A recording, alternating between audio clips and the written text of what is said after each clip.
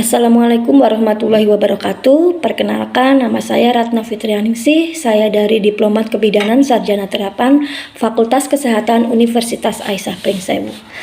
Di sini saya akan melakukan praktik microteaching dengan stimulasi microteaching, dan metode yang saya gunakan adalah metode ceramah, dan alat yang saya gunakan adalah PPT dan laptop.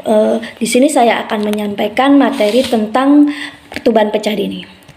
Ketuban pecah dini adalah suatu kejadian di mana pecahnya membran ketuban pada waktu persalinan maupun jauh sebelum proses persalinan.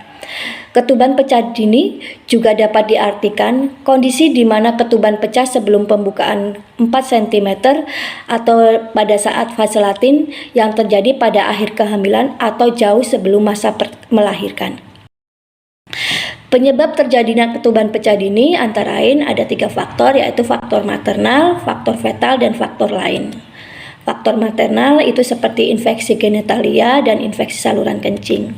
Faktor maternal itu seperti trauma saat berhubungan saat hamil dan paritas atau keadaan frekuensi ibu telah mengalami persalinan, riwayat ketuban pecah dini atau adanya penurunan kandungan kolagen dalam membran sehingga memicu terjadinya ketuban pecah dini, dan ada anemia. Faktor fetal antara lain kelainan posisi dan gemeli. Faktor-faktor lain yaitu merokok yang mengandung zat kimia yang berbahaya dan yang dapat menyebabkan lemahnya selaput membran ketuban. Sosial ekonomi. Pendapatan yang rendah dapat memberikan rintangan dalam keluarga dalam mencapai kesejahteraan kesehatan.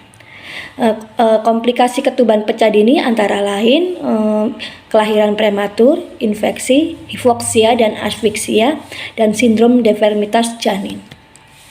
Kelahiran prematur. Pada kehamilan aterem, 90% terjadi dalam 24 jam setelah ketuban pecah.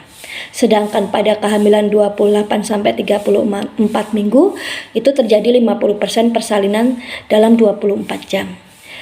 Pada kehamilan kurang dari 26 minggu, persalinan terjadi dalam 1 minggu. Infeksi pada ibu, pada janin akan terjadi septikemia, pneumonia, dan kejadian infeksi lebih sering terjadi pada kehamilan preterm dibandingkan dengan kehamilan aterem. Hipoksia dan asfiksia. Pengurangan jumlah air ketuban dalam rahim atau oligohidramion mengakibatkan penekanan pada tali pusat yang mengakibatkan sirkulasi dalam tali pusat tidak baik. Sindrom deformitas janin. Komplikasi yang sering terjadi sebelum kehamilan 37 minggu adalah sindrom distres pernapasan.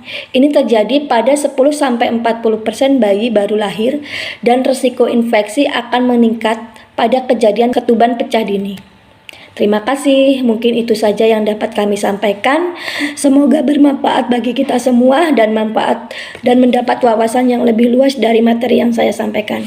Saya akhiri, wassalamualaikum warahmatullahi wabarakatuh.